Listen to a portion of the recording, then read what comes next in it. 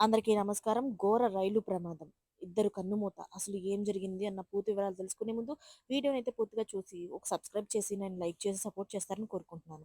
వంగపల్లి వద్ద మచిలీపట్నం ఎక్స్‌ప్రెస్‌లో అయితే పడి మృతి చెందిన దంపతుల కేసులోనైతే ఇప్పుడు షాకింగ్ వీడియోలో అయితే బయటపడింది. అంటే ప్రమాదానికి ముందు వారు రైల్లోని గొడవ పడిన దృశ్యాలు ఇప్పుడు అనుమానాలకు తావునిస్తున్నాయి. అయితే వంగపల్లి టు ఆరేరు రైలు మార్గంలోని మచిలీపట్నం ఎక్స్‌ప్రెస్ నుంచి జారి పడిపోయి కోరాడ సింహాచలం అతనికి 25 సంవత్సరాలు. భవాని 19 సంవత్సరాలు.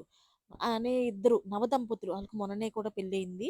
వాళ్ళిద్దరూ కూడా మృతి చెందడం జరిగింది. అయితే వారు మరణానికి ముందు రైల్లోని దంపతులు ఇద్దరు కూడాను కొట్టుకున్నట్లుగా ఆ వీడియో వెలుగులోకొచ్చింది. అయితే ఎవరో వీడియో తీశారు వాళ్ళు కొంచెం గొడవ పడుతుండగాను. ఆ వీడియో మీరు ఆఖరిలో కూడా ఆ వీడియో పెడతాను. అది కూడా మీరు చూసేయండి. అయితే ఈ సంఘటనలోని మరో మలుపు వచ్చిందనమాట. ఈ వీడియో రావడంతోని.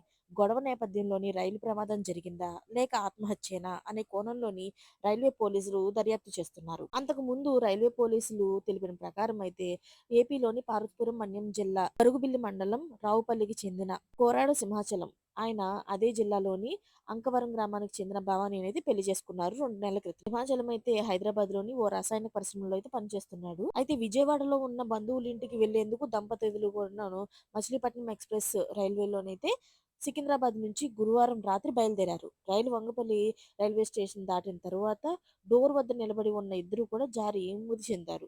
శుక్రవారం ఉదయం విధుల్లో ఉన్న ట్రాక్‌మెన్ గమనించి రైల్వే పోలీసులకైతే సమాచారం ఇచ్చారు. ఈ ఘటన పైన పోలీసులు కేసు నమోదు చేసుకొని ఎంక్వైరీ అయితే చేస్తున్నారు. ఈ తరుణంలో ఇప్పుడు ఈ కొత్తగా వీడియో వెలుగులోకి రావడంతోనే అసలు దేనివల్ల వీళ్ళు చనిపోయారన్న దానిపైన కూడాను ఇప్పుడు ఆరా తీస్తున్నారు. మరి మీకేమనిపిస్తుందో కామెంట్ రూపంలో తెలియజేసేయండి. ఆ వీడియోని కూడా ఒకసారి చూసేయండి.